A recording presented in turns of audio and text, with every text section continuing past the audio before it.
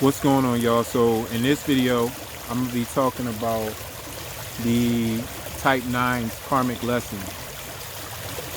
And the type 9's karmic lesson is patience. So I want to talk about patience in different forms. You know, most of us know of patience as kind of an energy to where we're not rushing things. You know, we're waiting for things to pan out how they're supposed to, you know, while putting the work in. So, and then there's another side of patience where the other lesson of patience, to where I think there's times where we should not be patient, where we should move without necessarily having all of the details. So I want to touch on both of those aspects. So first, let's just talk about these karmic lessons, right? So each type has a karmic lesson, and karma isn't necessarily this, like, I think sometimes karma gets this bad rap to where it's looked at as something of like you did something in the past lifetime and now you have to make up for it in this lifetime type stuff. And I don't think that's it. I think it's more of an evolution, and it's just simply, hey, there's certain things I need to complete this cycle, and this go around in this go around for each type it's going to be a certain lesson. So the type 9s is patience. So looking at patience from the one aspect is, I described this today while talking to the tribe, is patience in one way. Sometimes we can be very impatient with things that take time to grow. So things really only grow with consistency.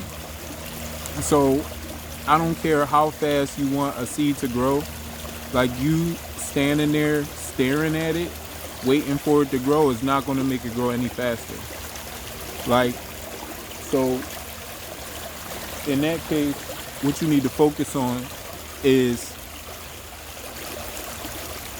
doing the things. Like, you still need to work. There's work. You need to make sure you got your right soil, you know, make sure the pH balance is lined up, make sure your potting and everything is set up, you know, for that seed to grow. And then you wait.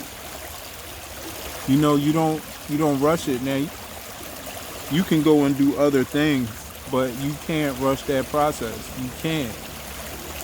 Like, so patience in that aspect means after you've done the work, the only thing to do is to wait. Now, you can do other things, but you're still waiting on that. So,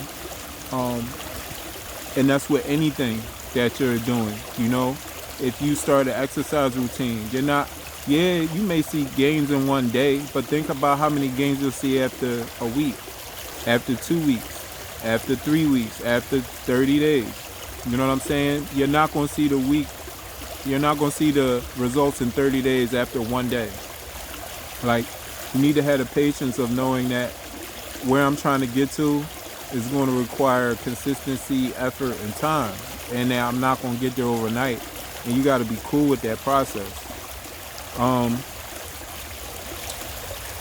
And then when it comes to planning, sometimes we make these elaborate plans and then we half-ass follow them through because of either excitement, meaning we could be at a certain place in a plan and then just take off in a direction that is kind of having to do with the plan, but it's not how you wrote the plan out. You know what I'm saying? So I think the patience needs to come with, hey, I got this plan in a certain order, certain results need to be after a certain amount of time. So I need to actually have the patience to not run off in a direction and to follow the plan that I made. You know what I'm saying? Because what'll happen is you'll find yourself having to backtrack. You'll find yourself having to backtrack just to come back forward again, because you didn't go through with your plan step by step how you wrote it out. And then there's other times to where, like, you need to have that discernment to know when there's times not to be patient.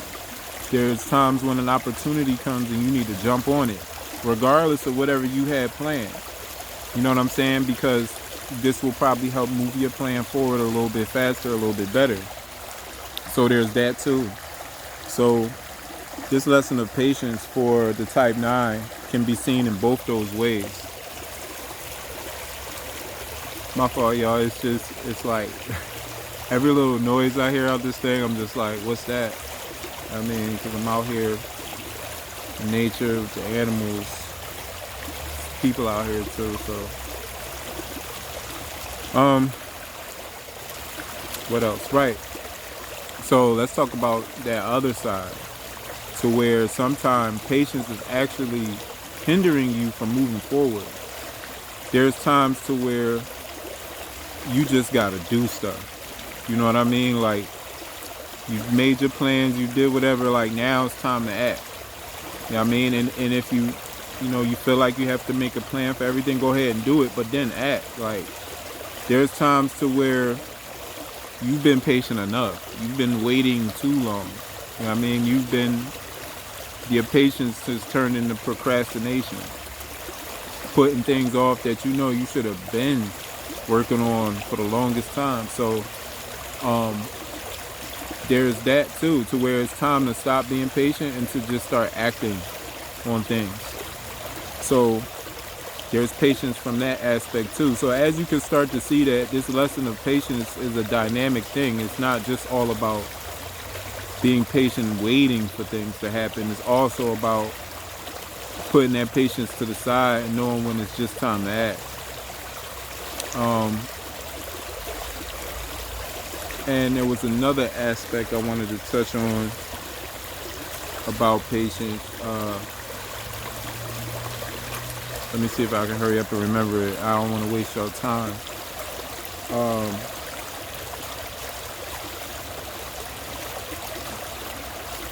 Man, if I think of it, I'll make a part 2 to this video. But yeah, that's it. So just wanted to touch on that. And if you can balance out this energy to its fullness, then you can overcome this part of that cycle and balance it out to the point to where you don't have to come back into the same lesson again. But if you don't, you will come back into this lesson again and you'll have to do it again.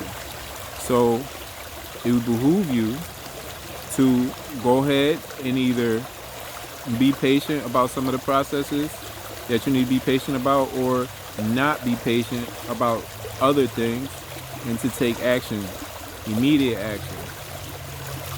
So yeah, because the whole purpose is to end this cycle of death and rebirth, end this cycle, or let me put it this way, accidental death and rebirth. Because I think that you can come back here on purpose. Like, you can actually make the choice. I really like to relate it to video games, because growing up as a kid and playing video games, I see like the similarities. Even something as simple as the what do you call that? What is it? The trifold spirit, or the Trinity, right? So on a video game, you're the person holding a controller, right? That's the spirit. Your soul is the controller. The mind, the will, the intellect, and the emotions, all of the buttons that can be pushed or that you're pushing and controlling. And then you have the character in the game that's you're looking at in the TV screen that you're observing, and that's a part of you as well. All three of them are you, and you're all interconnected. And you can even see the evolution of the karmic cycles through the video games as well. Like, if you look at a lot of the earlier, this is for gamers. I remember people who don't really play games like that, you may not understand it, but you can still understand these concepts, right? So in like the older games, you had 3 lives. Now you could get like extra lives, but that was it. After you lost them 3 lives, you had to start all the way over, right? So that may have been a older karmic cycle, possibly. Then, as the games progressed, there were more ways where you could save your progress, right? So then it went into these super long passwords that you had to know. Had to know these super long passwords to pick up where you left off. And then after that, they came out with these things called memory cards. So where you would plug these memory cards into your system, and then you'd be able to save your game, save your progress. And now, and then most recently, it came to the point to where you didn't even have to save your progress no more. They would save your progress every level that you completed. And now it's to the point to where it's saving your progress as you're moving throughout the game, to the point to where you don't even need to save it anymore. So the one thing about the game is not completed until you complete the game. Like, if you're playing any game, like, just because you pass a level doesn't mean that the game is complete. Like, you could never beat the game. You know what I'm saying? Now, the only difference with a video game and life is, at some point, every soul will come to completion. Like, the game will complete at some point. But you don't finish the game until you finish the game. Even if you die 1,000,000 times on the same level, you gonna keep going until you finish the game. So a game is not complete until it's complete. Then one interesting thing I noticed in certain games that you would finish, let's take Batman for instance, right? So like the newer ones, the Arkham ones, right? So after you finish, you have the ability to keep all of the powers that you've gotten from that go around. And you can start the game over, possibly on a harder level if you want, with all of the powers, right? So I see that as the conscious reincarnation, to where I'm purposely like, all right, cool, I'm out of the Matrix.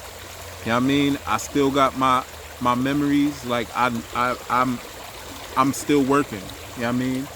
I want to go back into this dimension and help more people get free. You know what I mean? I now, because I beat the game, mastered all my powers, now I can go back and pull more people out. Or I could just choose to not play the game again. Like, you got that choice too. You can stay working in the etheric realm. I mean, you can do that too. It's no consequence either way. Even though I would say one of the greatest, possibly, just in my opinion, things that you can do is to come back and pull more people out, like a true fisherman. You know what I mean? Come back in, cast that net, and let's get out who we can. You know what I mean? Even though I know that net casting and that whole fisherman allegory has to do, I believe, with the mind. But I was just using it in that context.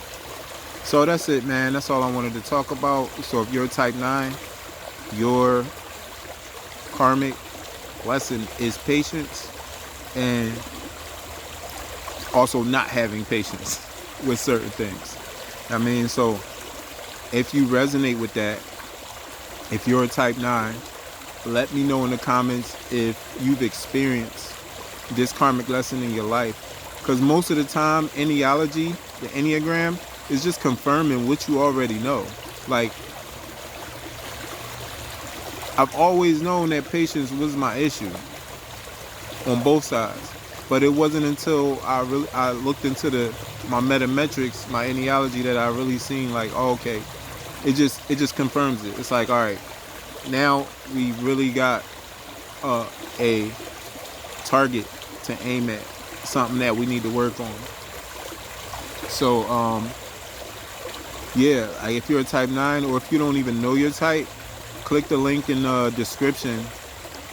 You'll be taken to the Metametrics page. It's going to let you know your type. It's going to break down everything for you, to pretty much give you a path to get you started on your journey, or farther along on your journey. It's a very useful tool. So yeah, click that link in the description, and I'll see you all in the next video.